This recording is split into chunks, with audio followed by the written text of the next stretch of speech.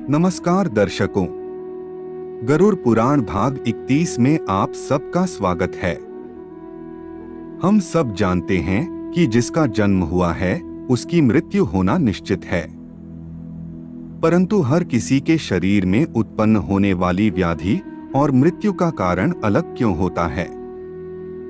इसके अतिरिक्त आपके मन में यह प्रश्न भी आता होगा कि क्या यमदूत सभी के साथ एक जैसा ही आचरण करते हैं या नहीं।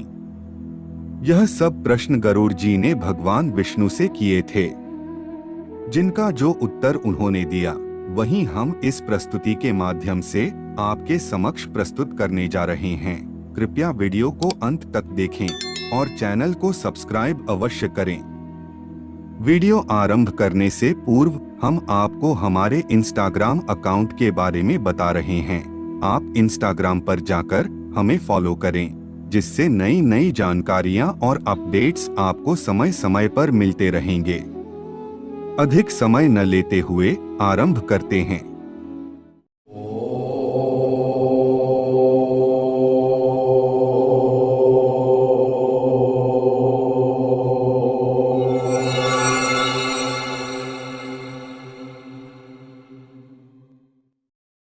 गरुड़ ने कहा कि हे भगवान, जीवात्मा के शरीर से निकलने से लेकर यमलोक के मार्ग के विस्तार तक का वर्णन एवं महात्म्य मुझे सुनाएं।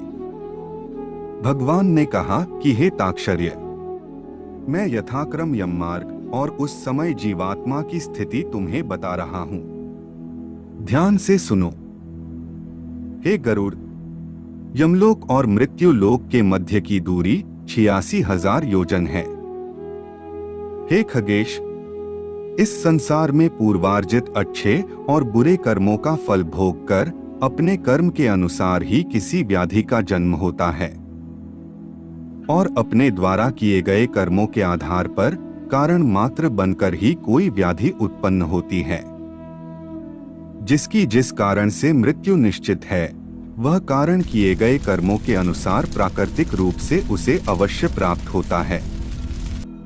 जीवात्मा कर्म भोग के कारण जब अपने वर्तमान शरीर का परित्याग करती है, तब भूमि को गोबर से लीप कर उसके ऊपर तिल और कुशासन बिछाकर उस पर उसे लिटा दिया जाता है। तदंतर उस प्राणी के मुख में सुवर्ण डाले और उसके समीप तुलसी का वृक्ष एवं शालिग्राम की शिला को भी लाकर रखे। तत्पश्चात यथाविधान विभिन्न सूक्तों का पाठ करना चाहिए, क्योंकि ऐसा करने से मनुष्य की मृत्यु मुक्तिदायक होती है।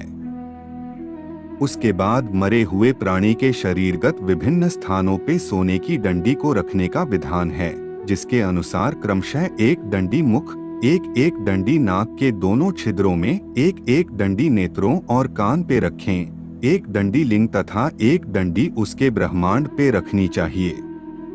उसके दोनों हाथ एवं कंठ भाग में तुलसी रखें। उसके शव को 2 वस्त्रों से आच्छादित करके कुमकुम और अक्षत से पूजन करना चाहिए। तदंतर उसको पुष्पों की माला से विभूषित करके उसे बंधु बांधवों, पुत्र तथा पुरवासियों के साथ ले जाएं। उस समय अपने बांधवों के साथ पुत्र को मरे हुए पिता के शव को कंधे पर रखकर स्वयं ले जाना चाहिए। श्मशान में पहुंचकर पुत्र पूर्व दिशा की ओर या उत्तर की ओर मुख करके वहां की उस भूमि पर चिता का निर्माण कराएं। उस चिता में चंदन, तुलसी और पलाश आदि की लकड़ी का प्रयोग करना चाहिए। जब मरणासन्न व्यक्ति की इंद्रियों का समूह व्याकुल हो उठता है, चेतन शरीर जब जड़ीभूत हो जाता है, उस समय प्राण शरीर को छोड़कर यमराज के दूतों के साथ चल देते हैं। उस समय मृतक को दिव्य दृष्टि प्राप्त होती है, जिसके द्वारा वह समस्त संसार को देखता है।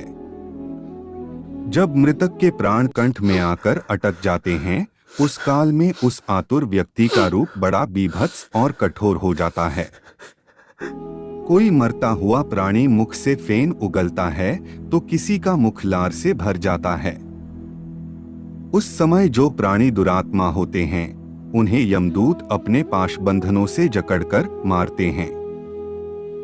जो सुकृति हैं, उनको स्वर्ग के पार्षद अपने लोक को सुखपूर्वक ले जाते हैं। यमलोक के दुर्गम मार्ग में पापियों को दुख झेलते हुए जाना पड़ता है। यमराज अपने लोक में शंख, चक्र तथा गदा आदि से विभूषित चतुर्भुज रूप धारण कर पुण्य कर्म करने वाले साधु पुरुषों के साथ मित्रवत आचरण करते हैं। वे सभी पापियों को निकट बुलाकर उन्हें अपने दंड से तर्जना देते हैं। वह यमराज प्रलयकालीन मेघ के समान गर्जना करने वाले हैं। अंजनगिरी के समान उनका कृष्ण वर्ण है। वह एक बहुत बड़े भैंसे पर सवार रहते हैं। अत्यंत साहस करके ही लोग उनकी ओर अपना ध्यान केंद्रित करते हैं। वह विद्युत के तेज के समान विद्यमान है। उनके शरीर का विस्तार 3 योजन है।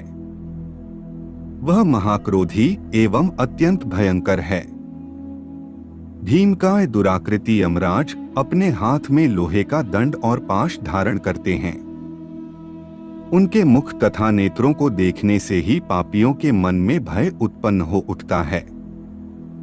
इस प्रकार के महाभयानक यमराज जब पापियों को दिखाई पड़ते हैं तब हाहाकार करता हुआ अंगुष्ठ मात्र का मृत पुरुष अपने घर को याद करके जोर जोर से रोने लगता है।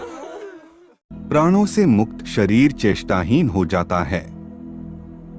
यह शरीर अंत में कीट, विष्ठा या राख में परिवर्तित हो जाता है। हे ताक्ष्य, क्षण भर में विध्वंस होने वाले इस शरीर पर कौन ऐसा होगा जो गर्व करेगा?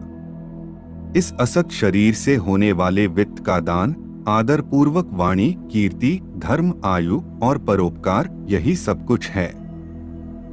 यमलोक ले जाते हुए यमदूत प्राणी को बार बार नरक का तीव्र भय दिखाते हुए डांट कर यह कहते हैं कि हे दुष्टात्मा, तू शीघ्र चल, तुझे यमराज के घर जाना है।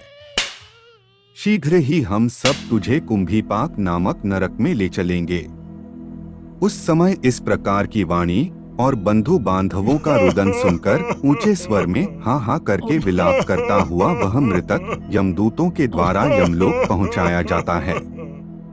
यमलोक के मार्ग में उसे आभास होता है कि उसने अपने मनुष्य जीवन को किस तरह व्यर्थ कर दिया। जब यमदूत उसे अत्यधिक पीड़ा देते हैं तब बार बार वह अपने जीवन में किए गए कर्मों को स्मरण करता है। वह कहता है कि सुख दुख का दाता कोई दूसरा नहीं है। जो लोग सुख दुख का दाता दूसरे को समझते हैं वे कुबुद्धि ही हैं। जीवात्मा सदैव पहले किए गए कर्म का भोग करता है। मैंने जो कुछ किया है वह क्षमा के योग्य नहीं है। मैंने न दान दिया है, न अग्नि में आहुति डाली है, न हिमालय पर्वत की गुफा में जाकर तपस्या ही की है, और न तो गंगा के परम पवित्र जल का ही सेवन किया है। मैं आज उसी का फल भोग रहा हूँ। ऐसा कहकर वह भावुक होकर रोने लगता है।